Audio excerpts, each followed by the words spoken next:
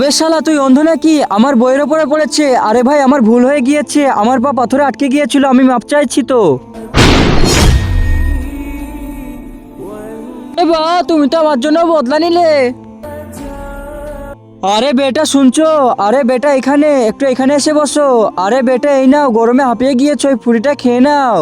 আমরা তো নতুন দোকান খুলেছি, তোমার কাজে আল্লাহ বরকত দে।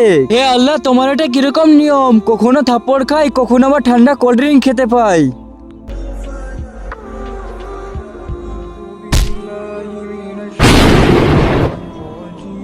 আরে তোমাদের সঙ্গে তো এটা অনেক খারাপ হয়েছে, কিন্তু বুঝতে পারছি না সঙ্গে সঙ্গে মরলো কিভাবে। কিছুক্ষণ আগে তো একটা আল্লাহর বান্দার সঙ্গে আমার ধাক্কা লেগেছিল, ও বদলা নেওয়ার জন্য ওকে একটা থাপ্পড় মেরেছিল।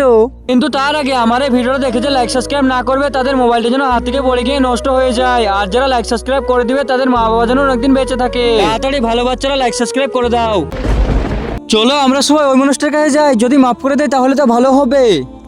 একটা আল্লাহর বান্দা তোমাকে থাপ্পড় মেরেছে, তুমি এমন কেমন বদদোয়া দিলে? ও তো দুনিয়া ছেড়েই চলে গেল, তুমি ওকে মাফ করে দাও। আরে ভাই, আমি কোনো বদদোয়া দিইনি, ওর তো ওর বিবির সঙ্গে মহব্বত ছিল, এই কারণে আমার সঙ্গে বদলা নিয়েছে। আর আমার সঙ্গে আল্লাহ ছিল, এই কারণে আল্লাহ ওকে শাস্তি দিয়েছে। আমি তো আমার শোক মামলা আল্লাহর ওপরে ছেড়ে দিয়েছিলাম, সেই তার হিসাব নিয়েছে।